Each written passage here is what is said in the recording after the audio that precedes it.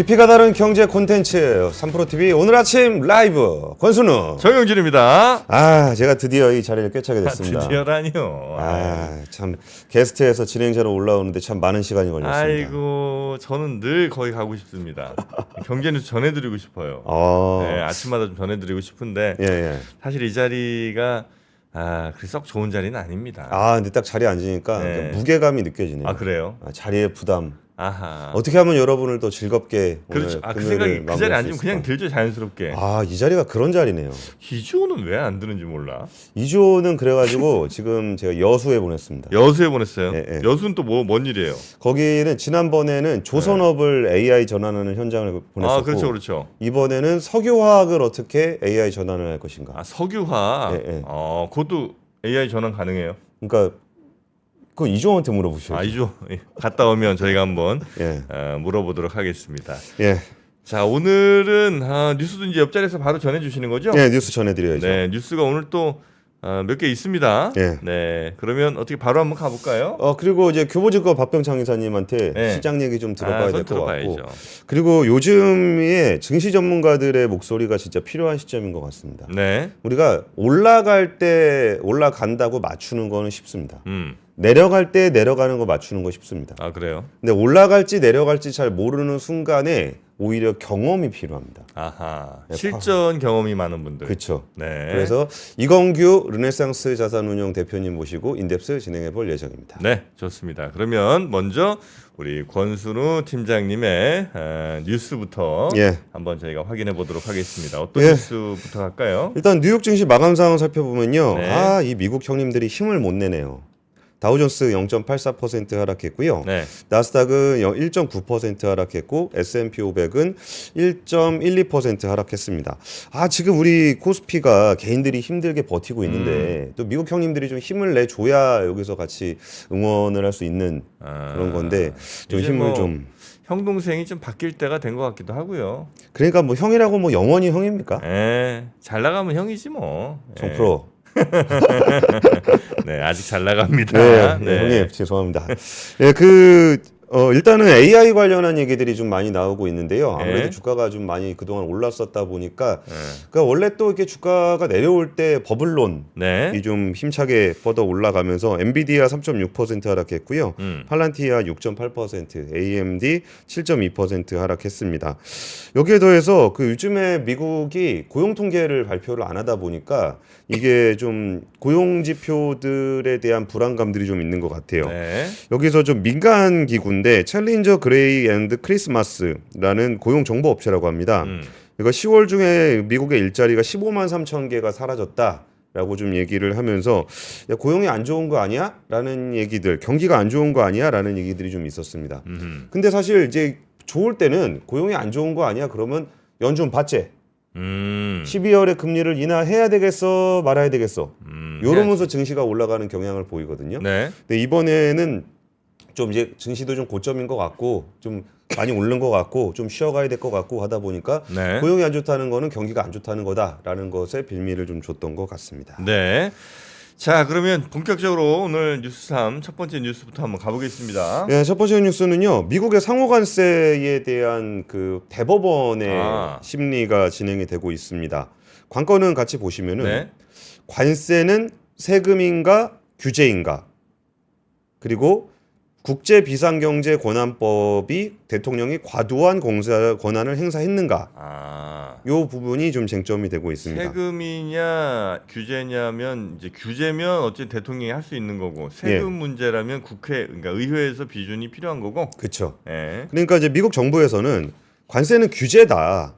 거기에 세수가 들어오는 거는 부수적인 것이다라고 좀 얘기를 하고 있습니다.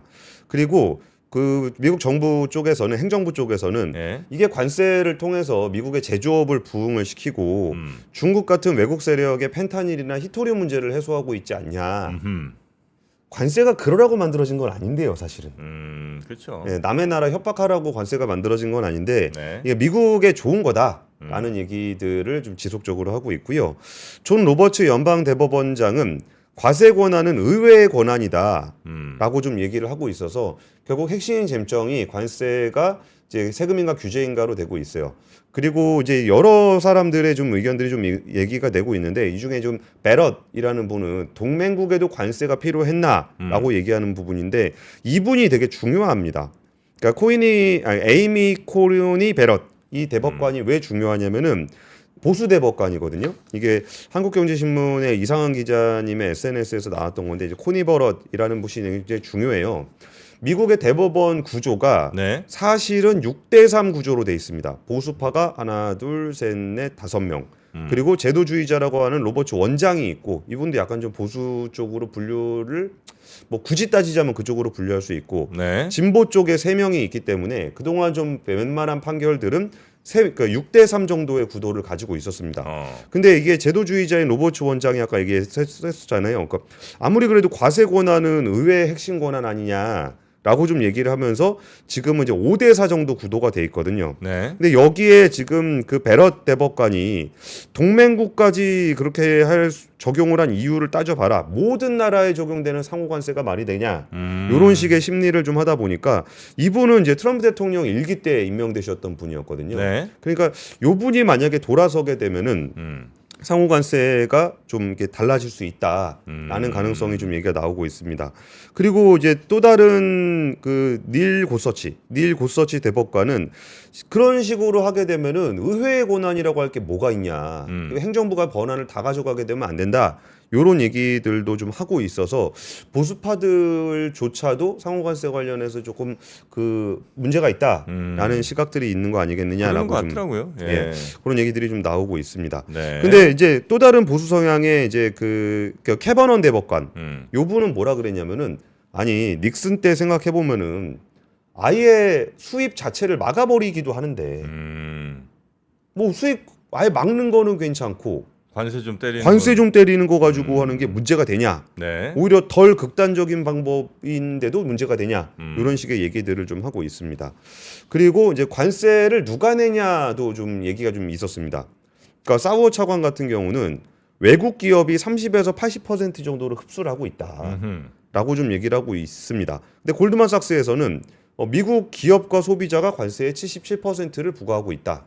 라고 좀 얘기를 하고 있으면서 이 부분도 좀 상의하죠. 이게 만약에 이게 규제에 대한 부분이라면 네. 그 규제의 당사자가 되는 사람들이 내야 되는 건데 전체 미국 국민들이 내고 있다.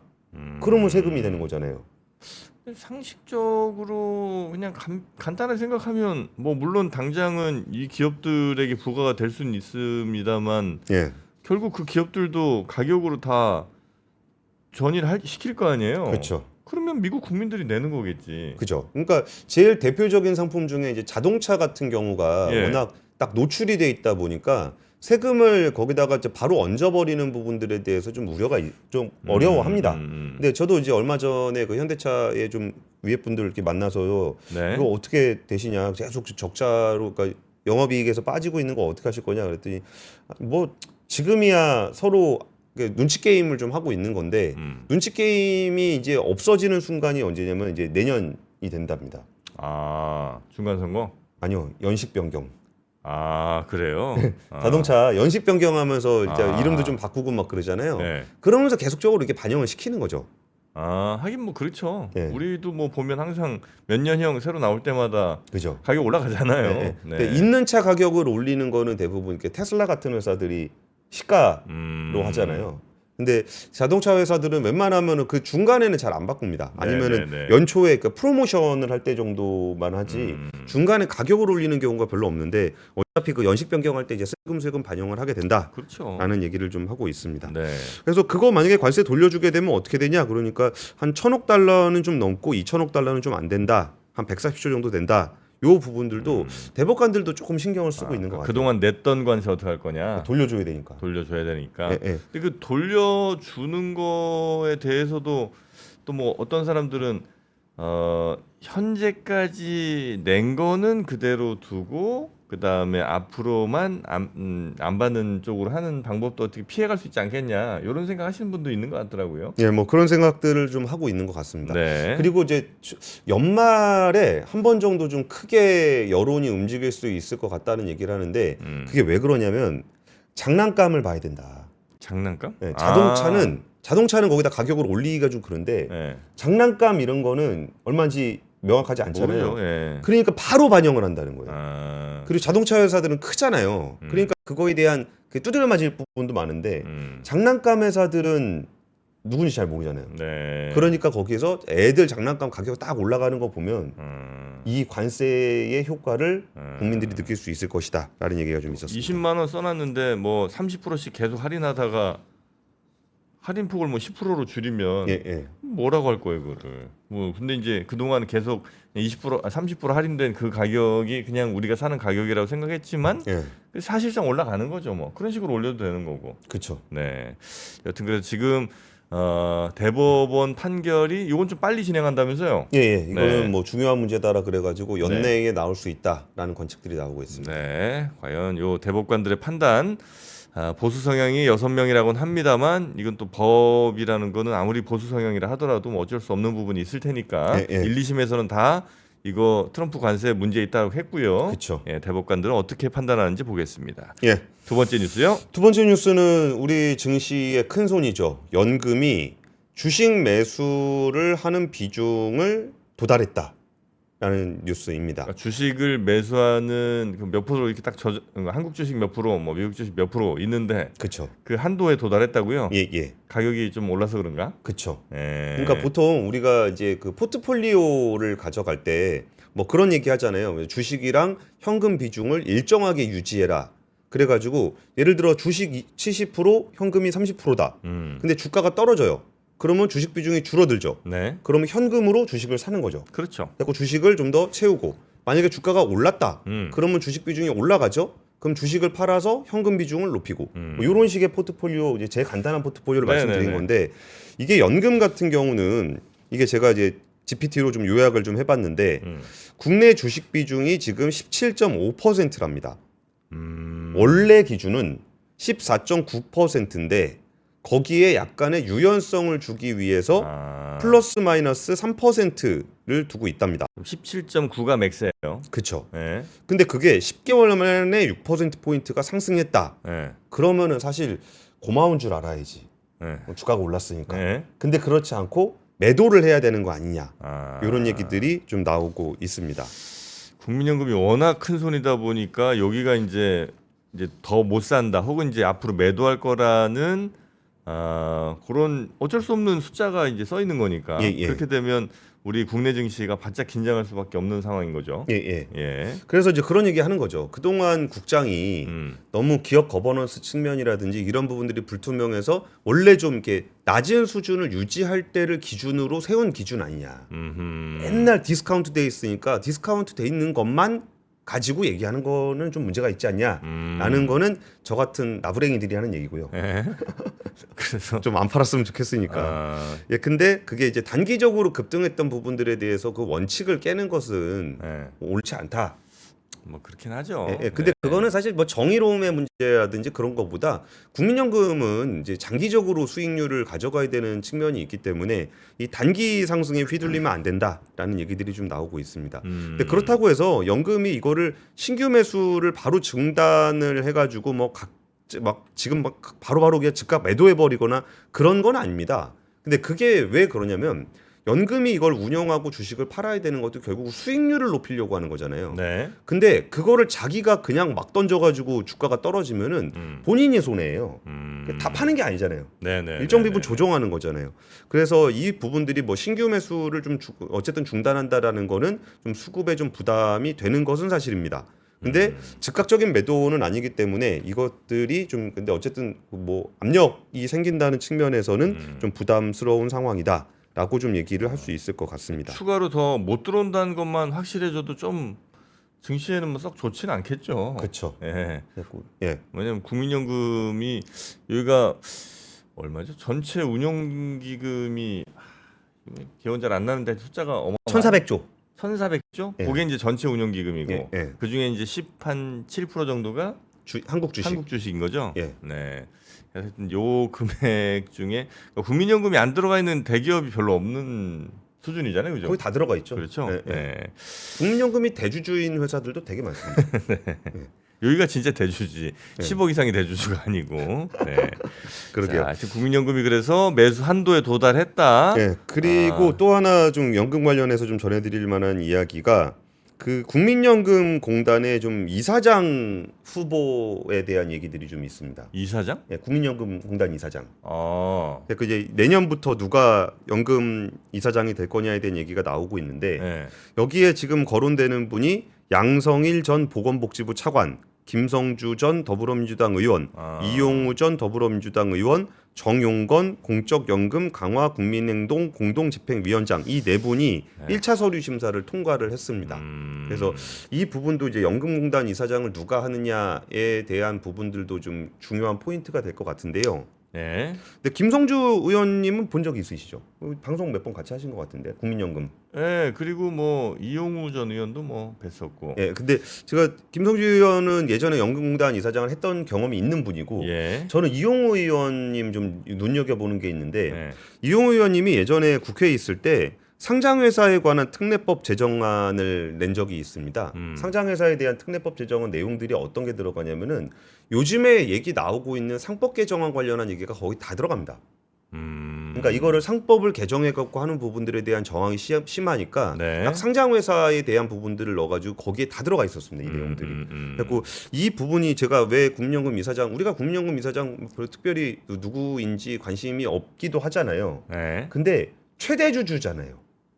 그렇죠. 그러니까 네. 연금의 이사장이 누가 돼서 이 최대주주가 의결권을 어떻게 행사하냐가 상법 개정안은 틀을 만드는 거고, 네. 국민연금은 스튜어디십 코드의 핵심입니다.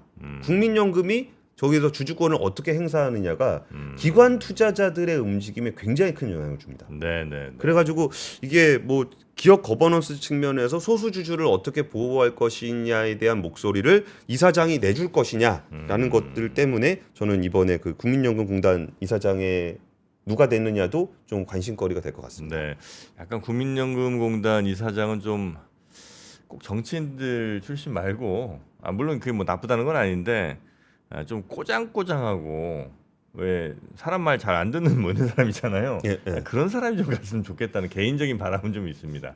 그래서 뭐 이게 누가 뭐라고 그러든 어쨌든 이거는 국민들, 특히 이제 지금의 국민들의 돈도 문제지만 앞으로 이제 한 20년, 30년 후에 우리 후손들, 그 다음 세대들의 진짜 소중한 돈일 거 아니에요. 그러니까 그거는 진짜 완전 막 여기저기서 뭐라고 그래도 흔들리지 않고 좀 꼬장꼬장한 사람, 뭐 그런 분 좀 이렇게 하면 좋겠다. 근데 이제 그냥 정치 하셨던 분들이 이렇게 좀 가는 경우는 그게 좀 쉽지 않은 경우가 좀 많지 않나 생각이 살짝 들어서. 그러니까 저는 어떤 생각이 좀 있냐면, 그러니까 정프로님 말씀에는 공감하는데 저는 전문성 있는 분이 좀 될 필요가 있다라고 당연히 생각드는 게 기본이. 왜 그러냐면 이 기금을 운용한다라는 거는 수익률을 높여야 되는 거잖아요.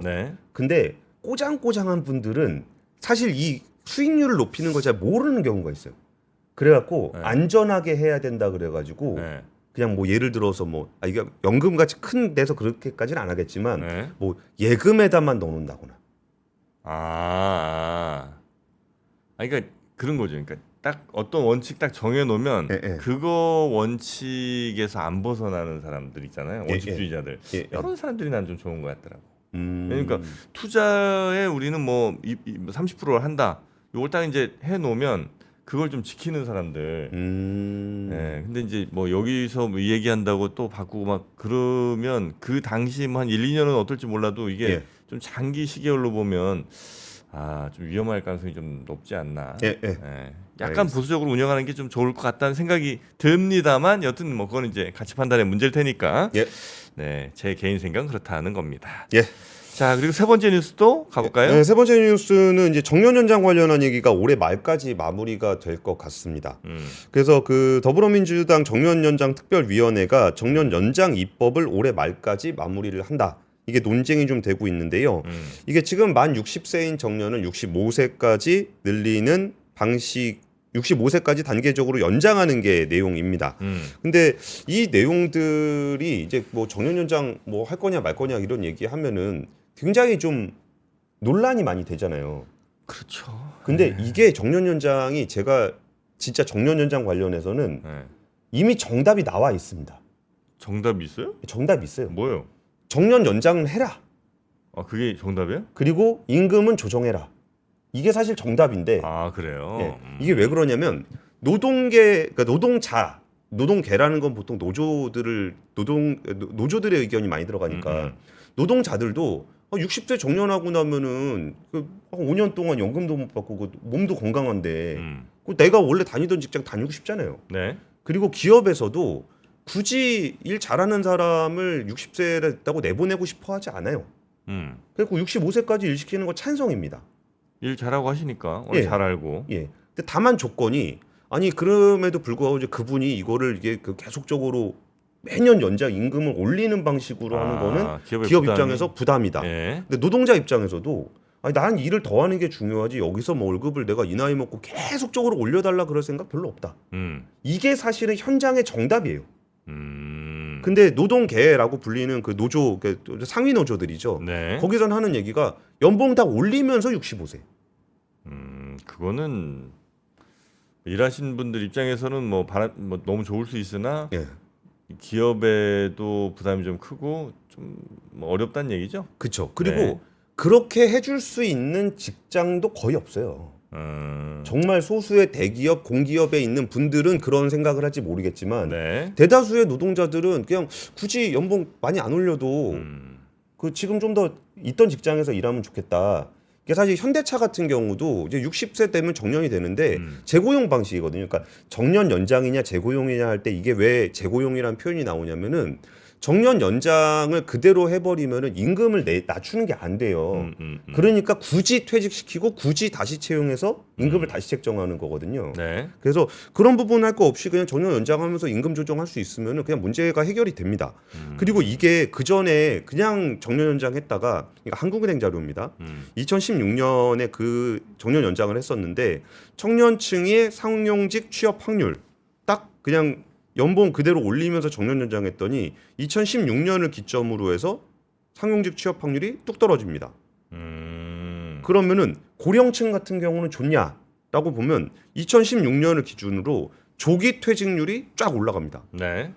정년 연장하면 연봉 계속 올려줘야 되면은 당연히 미리 내보내죠. 네. 그래서 이런 일들이 벌어지는 것들에 대한 현실을 좀 감안을 해야 되는데 이게 그냥 노동 현장의 현실이라 재계에서 정년 연장을 반대한다는 사람들이 있는데 반대하지 않습니다. 다만 그 역량에 맞게끔 임금 조정을 하고 거기에 맞게 뭐 근무도 뭐 힘들다 그러면은 좀 더 편한 일로 가서 하고 그런 부분들에 대한 것들이 있어서 이거를 너무 극단적인 뭐 연봉 정년까지 다 다니고 연봉 매년 계속 올라가고 이런 분들만을 위한 정년 연장을 주장하는 거는 누구에게도 별로 도움되진 않는 것 같습니다. 네. 근데 임금 피크제가 있긴 있잖아요. 임피제 있죠. 예. 근데 그거가 또 적용 안 되는 경우도 많고 해서 그렇구나. 약간 좀 유명무실한 경우도 많고요. 그래요. 재고용도 나쁘진 않은 것 같은데. 그러니까 재고용하고 정년 연장의 차이가 그 연배가 됐을 때 올라가면 연봉 조정을 할 수 있냐 없냐의 차이거든요. 그러니까 정년을 연장하면서 그냥 거기에 임금 조정을 할 수 있게 되면 재고용하고 같은 거예요. 근데 그거를 정년 연장하면서 무조건 연봉은 그대로 올려줘야 된다라고 얘기하니까 재고용 얘기를 하게 되는 거죠.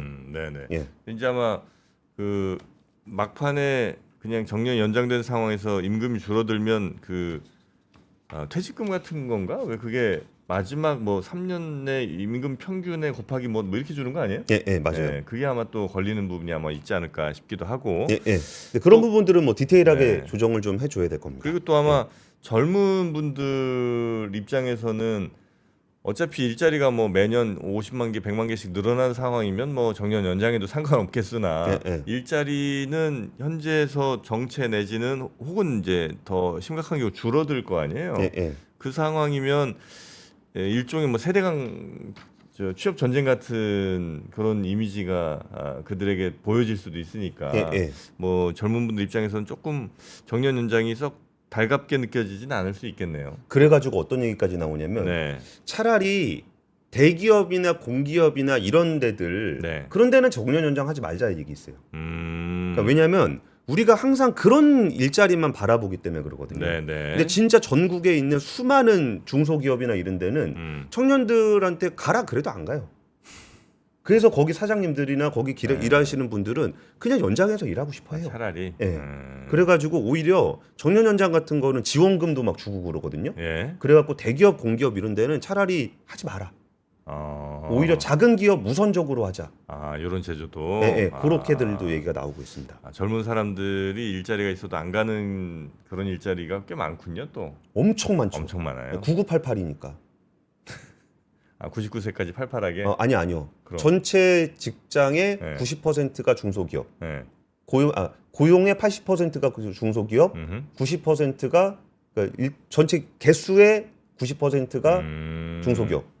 근데 우리는 보통 그 10%만을 좀 바라보고 있긴 하죠. 예.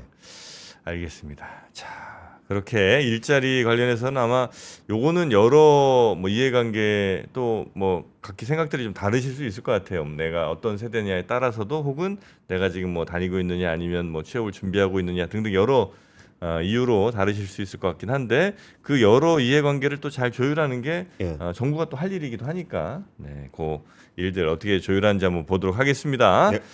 자, 오늘은 또 저희 체육대회라 뭐 이렇게 입었냐는 분도 계신데 그게 아니고 영포티. 스투시. 예, 대표 브랜드인가요? 네. 근데 우리 영포티들 입으면 안 좋아하시더라고 젊은 분들이. 마이크 돌아갔습니다. 자, 그래서 스투시 요건 이제 기모. 기모 맨투맨입니다. 안에가 이제 기모 따뜻한. 요거 이제 겨울에 입으면 너무 좋잖아요. 근데 딱 진짜 이거 아침에 입으라 그래갖고 딱 입는데 기모가 딱 있으니까 좀 더워 약간 좀. 지금은 좀 덥죠. 좀 덥고. 미리미리 준비하셔야죠. 그러니까 이제 이 스튜디오가 덥다고요. 스튜디오 안에 있으니까 이제 요거 하나만 입어도 또 기모는 원래 이제 보통 이제 겉옷 입을 때 이제 안에 면티 같은 걸 입는데 기모 얘는 그냥 맨살에 입어도 너무 좋습니다. 그렇죠. 질감이 너무 좋죠. 따뜻한 그 양모 느낌. 기모 맨투맨. 그리고 이제 스투시는 목이 좀 작아요. 그런가? 그래서 제가 머리가 커서 그런지 모르겠는데 딱 쓸 때 입을 때 머리가 딱 들어갈 때 약간 좀 타이트한 느낌이 있습니다. 조이는 느낌. 근데 그게 딱 있어줘야 좀 비싼 옷 느낌이 나요. 그래요? 늘어지거나 막 그러지 않고. 어디 들어갔는데 너무 헐렁하고 그러면. 그래서 딱 좀 나를 이렇게 잡아주는 그런 느낌이 있는 거군요. 옷에 나를 맞추는 느낌. 아하. 저는 저렴하지만 이 옷을 딱 입으면 좀 고급스러워지는 느낌. 그렇지. 어차피 내가 비싸질 수는 없으니까. 그렇죠. 옷으로라도 이렇게 커버하는 겁니다. 자, 사이즈가 되게 잘 어울리시네요. 저 괜찮아요? 저는 이게 이제 엑스라지인데 이게 약간 루즈 핏이라고 그러죠. 조금 크게 나왔습니다. 맞아. 근데 약간 크게 입는 게 난 좋은 것 같아. 그리고 겨울에는 더더욱. 그렇죠. 그래서 데일리 룩부터 감성 출근 룩까지 완성되는 스투시 기모 맨투맨 스몰, 미디엄, 라지, 엑스 라지까지 사이즈가 있고요. 색깔은 블랙과 애쉬 그레이. 저희가 지금 입은 게 애쉬 그레이겠죠. 여기 사이즈가 이렇게 이렇게. 근데 저도 좀 라지 입었는데 조금 커요. 조금 커요. 그러니까 확실히 그 루즈 핏이 맞는 거 같아요. 맞아. 이게 가격이 69,800원, 7만 원 정도인데 69,800원이면 사실 그냥 요즘 뭐 근데 수투시 반팔도 한 이 정도 되지 않아요? 수투시 반팔 원래 가격이 이 정도죠. 그렇죠. 반팔도 한 7만 원 이렇게 했던 것 같은데. 맞아요. 와, 이 기모 긴팔이 69,800원이면 그냥 길거리에서 옷 사도 이 정도 한다니까. 그렇죠. 뭐 무슨 유니클로니 뭐 탑10 이런 데 가서도 기모 맨투맨 하면 한 5만 원은 할 거예요. 이 정도 가격 해요. 잘 생각해 보시라는 겁니다. 무엇이 합리적인 소비인지. 정식 통관된 병행 수입 정품. 여유 있는 오버핏으로 체형 커버와 스타일까지. 체형 커버 이런 효과도 있구나. 루즈 핏이니까 배 나온 거 별로 피 안 납니다. 자, 그리고 스투시 맨투맨 다음에 험토 등산화. 험토 제가 요즘 한번 판 적 있었잖아요. 저 신고 다니잖아. 그래요? 이거 너무 편해 이거. 진짜. 이거는 파는 게 아닌데요?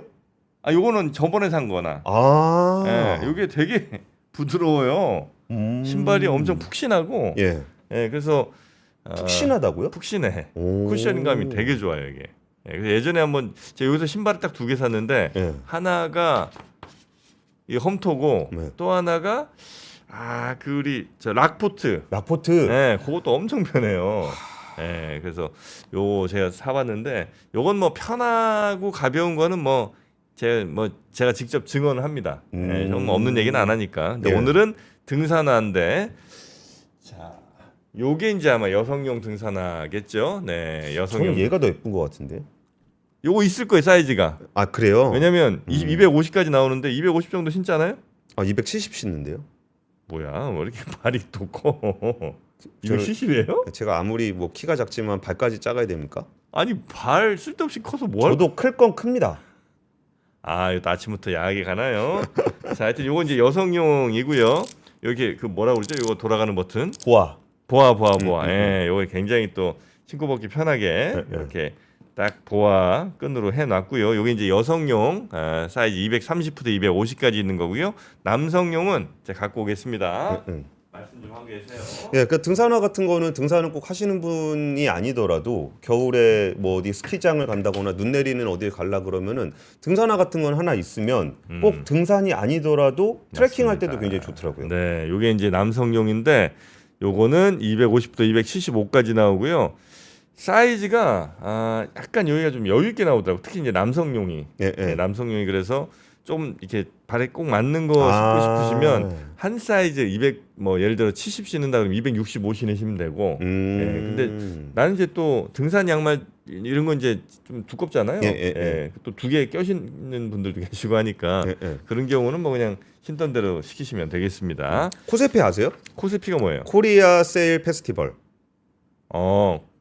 거기 있어요? 예, 그게 이제 나라에서 대대적으로 하고 있는 세일 행사인데 지금 그 기간에 그 상품입니다. 아 그래요? 그래서 싸게 파는구나. 요게 정가가 지금 25만 3천 원 이렇게 붙어 있는데 핫딜가 69,800원에 뭐야 이것도 가격 맞췄어요? 2개가 똑같네 오늘. 똑같네 가격이. 자 홈토 요 등산화 가격이 69,800원입니다. 자 남녀 다 있으니까 하이킹, 캠핑, 트레킹 어디서도 완벽한 밸런스로 되게 가볍습니다. 그리고 진짜 저도 한번 들어볼게요. 되게 가벼워. 되게 무겁게 생겼는데 생긴 건 거의 군화급으로 생겼는데 무게는 가볍네요. 그리고 되게 안에가 푹신푹신. 이건 신어봐야 하는데 진짜 푹신푹신해요. 맨날 신잖아. 자, 그냥 생활하실 때도 맨날 신으시는 거예요? 그럼요. 요거 이렇게 자, 한 번 더 보여드릴까? 자, 야. 근데 정프로님은 뭘 신어도 잘 어울린다. 요거. 자, 이렇게 홈토 등산화까지 오늘 소개해드립니다. 필요하신 분들 링크 따라가시면 되겠고요. 자, 그러면 저희는 박병창 이사님 만나러 가겠습니다. 예. 이렇게 적은 금액으로 각 분야의 제일 전문가인 분들의 살아있는 지혜를 들을 수 있다는 게 굉장히 감사하다는 말씀을 너무 드리고 싶었어요. 저는 앞으로 이 위즈덤 컬리지가 계속되면 저는 여생을 함께하고 싶다는 생각을 많이 합니다. 여러분들이 보내주신 뜨거운 성원을 바탕으로 2026 학년도에는 더욱 깊이 있는 강의와 경험을 준비했습니다. 철학 정의란 무엇인가의 마이클 샌델 교수, 기술 블록체인과 암호화폐의 철학을 읽어내는 오태민 작가, 창의 시공간을 넘는 상상력으로 세상을 그리는 베르나르 베르베르 작가, 각 분야 최고의 전문가 17명이 위즈덤 칼리지 2026 학년도 연사로 함께합니다. 지금 신청하시면 교보문고 쌤 12개월 3% 멤버십과 지하엔 멤버십 1개월, 교보문고 북 콘서트 초청, 2026년도 3% 유료 프로그램 최우선 배정 및 특별 할인 적용까지 30만 원 상당의 혜택을 모두 드립니다. 영상 아래 링크를 통해 살펴보세요.